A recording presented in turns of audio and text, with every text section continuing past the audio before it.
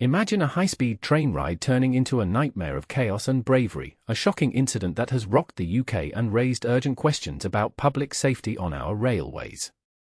A 32-year-old man faces serious charges after a terrifying mass stabbing on a fast-moving train, highlighting the fragile line between routine travel and sudden danger. Anthony Williams, hailing from Peterborough, was taken into custody on Saturday evening right after the attack on the Doncaster to London King's Cross LNER service. This event has left the nation grappling with fear and admiration for those who stepped up. Williams is now formally accused of 10 counts of attempted murder, plus 1 charge each for causing actual bodily harm and possessing a bladed weapon. This stems from a brutal knife assault on the train in Cambridgeshire on Saturday, as reported by British Transport Police, BTP, the specialised force responsible for policing railways and stations in the UK. To put it simply, BTP acts like guardians of the tracks, ensuring safety for millions of commuters every day. But here's where it gets controversial: the suspect is also linked to an earlier incident that same night. He's charged with 1 more count of attempted murder and another for carrying a bladed article, connected to an attack at 12:46 a.m. on November 1st.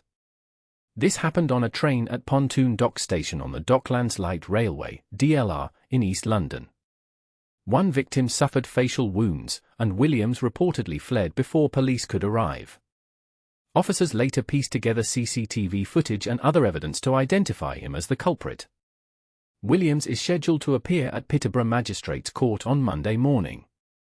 The arrest unfolded swiftly. Armed officers rushed to Huntingdon in Cambridgeshire, where the train had been halted, and apprehended him just 8 minutes after the initial emergency call. Another individual, a 35-year-old from London, was briefly held but released once cleared of any involvement. On Monday, Transport Secretary Heidi Alexander shared an update on Sky News, noting that 1 victim, who was initially in a life-threatening state, had stabilised critically in the hospital. She praised the heroism of a railway worker who intervened, saying, "He went in to do his job, and he left work a hero. And there are people who are alive today because of his actions and his bravery." This underscores how everyday heroes can make all the difference in crisis moments. Think of it as the real-life equivalent of a movie script where the underdog saves the day. British Transport Police later confirmed that this brave soul was an LNER staff member who tried to confront the attacker.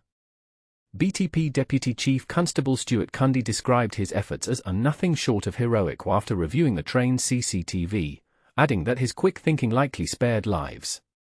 And this is the part most people miss: the train driver, Andrew Johnson, was also celebrated for his courageous response during the stabbings, showing how a team effort, from drivers to staff, can mitigate disaster. For more context, you might want to check out related stories from Sky News, such as the major incident in Cumbria involving a train derailment that disrupted services, the sentencing of a British teen on drugs charges in Georgia, who's now set for release, and the heartbreaking account from an Air India crash survivor who says the trauma has shattered him. Following the charges announcement on Monday, DCC Cundy issued a strong caution, urging the public not to interfere with the ongoing probe. "Our investigation is also looking at other possible linked offences," he warned.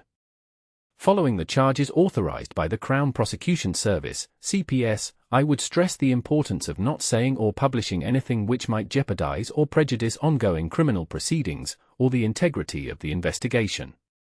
This is a reminder of how delicate legal processes can be. Any premature sharing of details could complicate justice." Alexander also revealed that BTP plans to boost visible police presence at stations in the coming days to reassure travellers.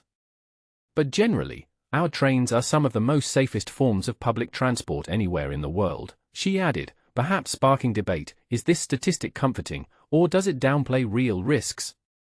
For beginners navigating public transport, it's worth noting that while incidents like this are rare, they highlight the importance of awareness and reporting suspicious behaviour. Tracy Easton, the chief Crown prosecutor for CPS Direct, elaborated on the decision to charge. "Our team of out-of-hours prosecutors worked to establish that there is sufficient evidence to bring the case to trial, and it is in the public interest to pursue criminal proceedings. We worked closely with British Transport Police to review a huge volume of evidence including CCTV. The number of charges will be kept under review as this continues to progress." We know the devastating impact the event on Saturday's train has had and how the incident shocked the entire country.